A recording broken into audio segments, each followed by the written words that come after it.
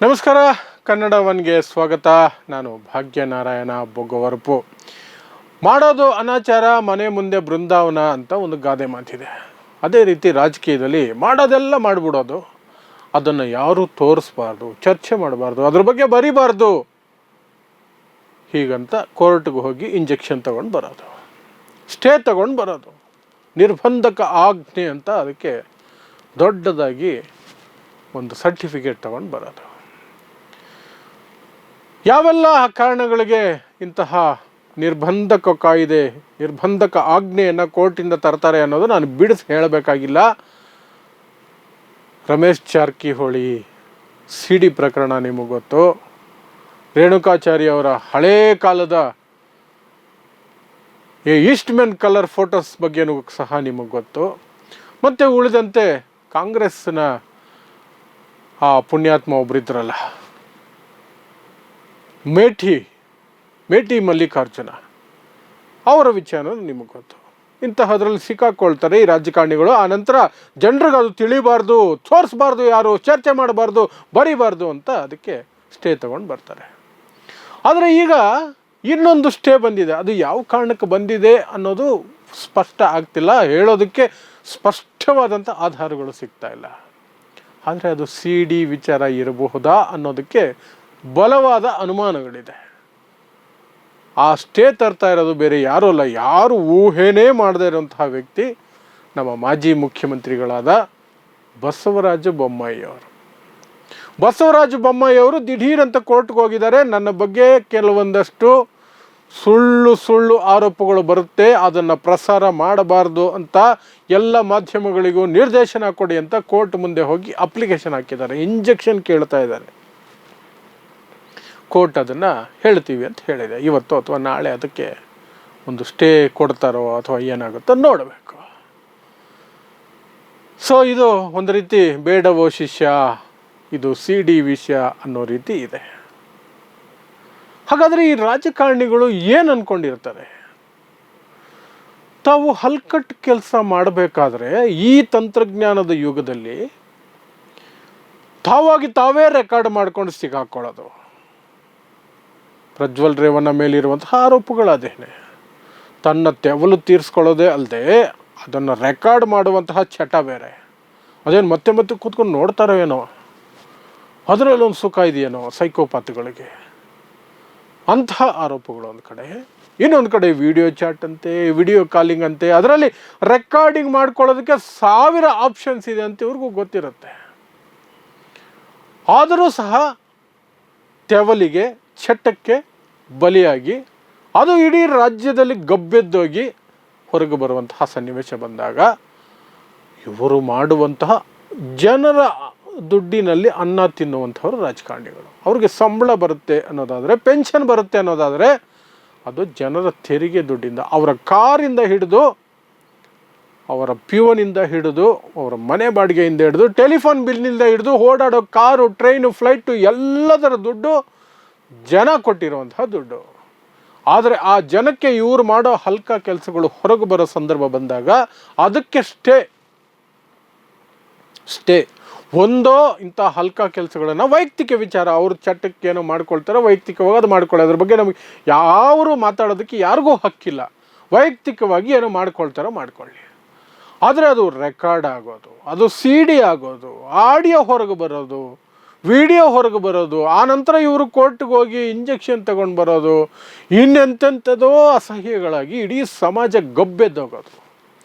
ಒಂದು ಆ ರೀತಿ ಅವಕಾಶ ಕೊಡೋದೇ ಒಂದು ನೀಚತನ. ಅದರ ಜೊತೆಗೆ ಇವರು ಹಲ್ಕ ಕೆಲಸ, ಇವರು ಜನರ ದುಡ್ಡಲ್ಲಿ ಜೀವನ ನಡೆಸ್ತಿದ್ರು ಸಹ ಇವರು ಮಾಡಿದ್ದು ಹೊಗಳೋದು ಮಾತ್ರ ಇಡೀ ಪ್ರಪಂಚಕ್ಕೆ ಕೇಳಿಸೋಂಗೆ ಎಲ್ಲ ಮಾಧ್ಯಮಗಳಲ್ಲೂ ನನ್ನ ಬಗ್ಗೆ ಸುದ್ದಿ ಆಗಬೇಕು, ಎಲ್ಲ ಮಾಧ್ಯಮಗಳ ಬಗ್ಗೆ ನನ್ನ ಬಗ್ಗೆ ಚರ್ಚೆ ಆಗಬೇಕು, ಎಲ್ಲರೂ ಬರೀಬೇಕು, ಎಲ್ಲರೂ ವಿಡಿಯೋ ಮಾಡಬೇಕು, ಸ್ಪೆಷಲ್ ಪ್ರೋಗ್ರಾಮ್ ಮಾಡಬೇಕು ನನ್ನ ಬಗ್ಗೆ ಅಂತ ಕಾಯ್ತಿರ್ತಾರೆ. ಆದರೆ ಹಲ್ಕ ಕೆಲಸ ಮಾಡಿದಾಗ ಜನರ ದುಡ್ಡಲ್ಲಿ ತಿಂದು ಬದುಕಿರುವಂತಹ ಈ ಹಲ್ಕಟ್ಟ ರಾಜಕಾರಣಿಗಳು ಯಾಕೆ ಈ ಇಂಜೆಕ್ಷನ್ ತೆಗೆದುಕೊಳ್ಳುವಂತಹ ಹಲ್ಕಟ್ಟು ಕೆಲಸಕ್ಕೆ ಹೋಗ್ತಾರೆ? ಮತ್ತು ಕೋರ್ಟುಗಳು ಸಹ ದಯವಿಟ್ಟು ಅದಕ್ಕೆ ಅವಕಾಶ ಮಾಡಿಕೊಡಬೇಡಿ. ನೀವು ಸಾರ್ವಜನಿಕ ವ್ಯಕ್ತಿ, ಸಾರ್ವಜನಿಕರ ದುಡ್ಡಲ್ಲಿ ಬದುಕ್ತಿದ್ದೀರಿ, ನೀವು ಮಾಡೋ ಹಲ್ಕ ಕೆಲಸ ಜನರಿಗೆ ಗೊತ್ತಾಗಬೇಕು ಅಂತ ಕೋರ್ಟ್ಗಳು ಸ್ಪಷ್ಟವಾಗಿ ಹೇಳುವಂತಹ ಕೆಲಸ ಆಗಬೇಕು ಅನಿಸುತ್ತೆ. ಸುಮ್ಮನೆ ಹೇಳ್ಬಿಡೋದು, ಆ ವಿಡಿಯೋದಲ್ಲಿ ನಾನೇ ಇಲ್ಲ, ರಮೇಶ್ ಜಾರಕಿಹೊಳಿ ಹಂಗೇನೆ, ಅಯ್ಯೋ ಅದು ಮಾರ್ಫ್ ಮಾಡಿರೋಂಥ ವಿಡಿಯೋ, ಆ ನಂತರ ನಾನು ಗಂಡಸ ಮಾಡಿದ್ದೀನಿ ಏನೀಗ, ಇಂತಹ ಡೈಲಾಗ್ಗಳು ಹೊಡಿತಾರೆ. ಹಂಗೂ ಹೊಡಿತಾರೆ, ಹಿಂಗೂ ಹೊಡಿತಾರೆ. ಆರಂಭದಲ್ಲಿ ಅಯ್ಯೋ ನಾನು ಅಂಥವನು ಅಲ್ವೇ ಅಲ್ಲ, ಸಾಧ್ಯ ಅಂದರೆ ಸಾಧ್ಯ ನಾನು ಅಂತ ಹೇಳ್ತಾರೆ. ಆನಂತರ ಕೆಲವು ದಿನ ಆದಮೇಲೆ ಹೌದು ಅಂತ ರಾಜಾರೋಷವಾಗಿ ಹೇಳ್ಕೊಂಡು ಓಡಾಡ್ತಾರೆ. ಸೊ ಈಗ ನಮ್ಮ ಬಸವರಾಜ ಬೊಮ್ಮಾಯಿ ಯಾರು ಊಹೆನೂ ಮಾಡೋಕ್ಕಾಗಲ್ಲ, ಅವರು ದಿಢೀರಂತ ಕೋರ್ಟ್ಗೆ ಹೋಗಿದ ತಕ್ಷಣವೇ ಈ ಅನುಮಾನಗಳು ಶುರುವಾಯಿತು. ಯಾಕೆಂದರೆ ಬಾಂಬೆ ಬಾಯ್ಸ್ ಅನ್ನೋದು ಕರ್ನಾಟಕದ ರಾಜಕೀಯದಲ್ಲಿ ಕಳೆದ 5-6 ವರ್ಷಗಳಿಂದ ಫೇಮಸ್ ಆಗಿರುವಂತಹ ಒಂದು ವರ್ಡ್. 17 ಜನ JDS ಮತ್ತು ಕಾಂಗ್ರೆಸ್ನ ಶಾಸಕರು BJP ಜೊತೆ ಸೇರಿಕೊಂಡು ಆಪರೇಷನ್ ಕಮಲದ ಭಾಗವಾಗಿ ಬಾಂಬೆಗೆ ಹಾರಿದರು. ಅದು ನಿಮಗೆ ಗೊತ್ತು. ಕುಮಾರಸ್ವಾಮಿ ಮುಖ್ಯಮಂತ್ರಿ ಆಗಿದ್ದರು, ಮೈತ್ರಿ ಸರ್ಕಾರ ಇತ್ತು JDS ಮತ್ತು ಕಾಂಗ್ರೆಸ್ದು. ಆ ಸಂದರ್ಭದಲ್ಲಿ ಅಲ್ಲಿಗೆ ಹಾರಿದರು. 15 ಜನ ಕಾಂಗ್ರೆಸ್, 2 JDS ಶಾಸಕರು ಹಾರಿದರು. ಆ ಸಂದರ್ಭದಲ್ಲಿ BJP ಅವರಿಗೆ ಒಂದಷ್ಟು ಸೇವೆಗಳನ್ನು ಒದಗಿಸಿದ್ರು. ಅದರಲ್ಲಿ ಬಾಡಿ ಸೇವೆನೂ ಇತ್ತು ಅನ್ನುವಂತಹದ್ದು ಸುದ್ದಿ.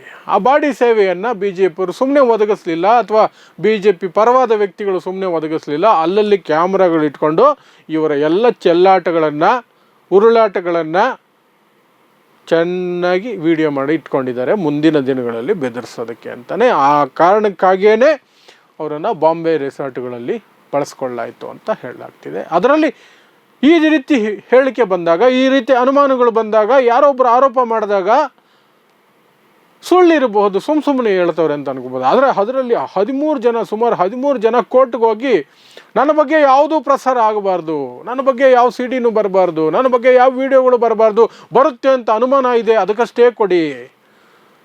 ಯಾಕೆ ಅಂದರೆ ಅದು ಸುಳ್ಳು ವಿಡಿಯೋಗಳು, ಮಾರ್ಫ್ ಮಾಡಿದ್ದಾರೆ, ಡಿಜಿಟಲಿ ಕರೆಕ್ಷನ್ ಮಾಡಿದ್ದಾರೆ, ಫೋಟೋಶಾಪ್ ಮಾಡಿದ್ದಾರೆ.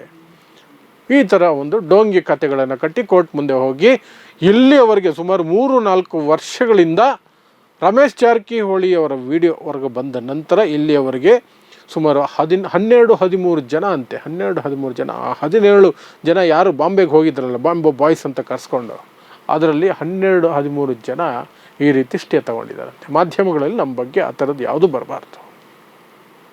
ಏನು ಹಲ್ಕ ಕೆಲಸ ಮಾಡಿಲ್ಲ ಅಂದರೆ ಈ ಇಂಜೆಕ್ಷನ್ ತರುವಂತಹದ್ದು ಯಾಕೆ ಬೇಕು?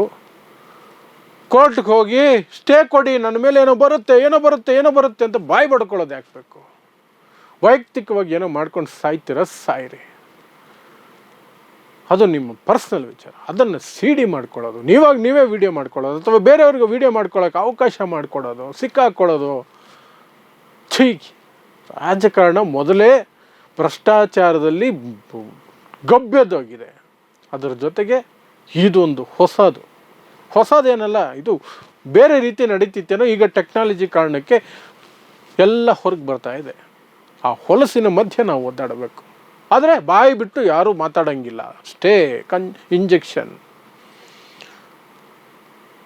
ಯಾರೂ ಮಾತಾಡೋಂಗಿಲ್ಲ. ಸೊ ಬೊಮ್ಮಾಯಿ ಬಗ್ಗೆ ಏನು ಬರ್ತಿದೆಯೋ ಗೊತ್ತಿಲ್ಲ. ಅಕ್ರಮಗಳ ಬಗ್ಗೆ ಬರ್ತಿದೆಯಾ, ಭ್ರಷ್ಟಾಚಾರದ ಬಗ್ಗೆ ಬರ್ತಿದೆಯಾ, CDನೇ ಬರ್ತಿದೆಯಾ, ಇನ್ನೇನೋ ಬೇರೆ ವಿಚಾರಕ್ಕೆ ಯಾವುದಾದ್ರೂ ಸುಳ್ಳುಗಳನ್ನು ಅವ್ರ ಬಗ್ಗೆ ಹಬ್ಬಿಸ್ತಾರೆ ಅಂತ ಬೊಮ್ಮಾಯಿ ಅವ್ರಿಗೆ ಭಯ ಆಗ್ತಿದೆಯಾ, ಅದು ಗೊತ್ತಿಲ್ಲ.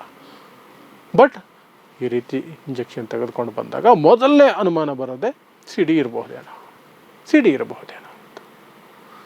ನೋಡೋಣ ಇನ್ನೂ ಎಷ್ಟು ವರ್ಷ ಇವರು ಇಂಜೆಕ್ಷನ್ಗಳು ತಗೊಂಡು ಬರ್ತಿರ್ತಾರೆ, ಸ್ಟೇಗಳನ್ನು ತಗೊಂಡು ಬರ್ತಿರ್ತಾರೆ. ನೋಡ್ತಾ ಇರಿ ಸಮಾಜಕ್ಕಾಗಿ ಕನ್ನಡ 1 ನ್ಯೂಸ್. ನಮಸ್ಕಾರ.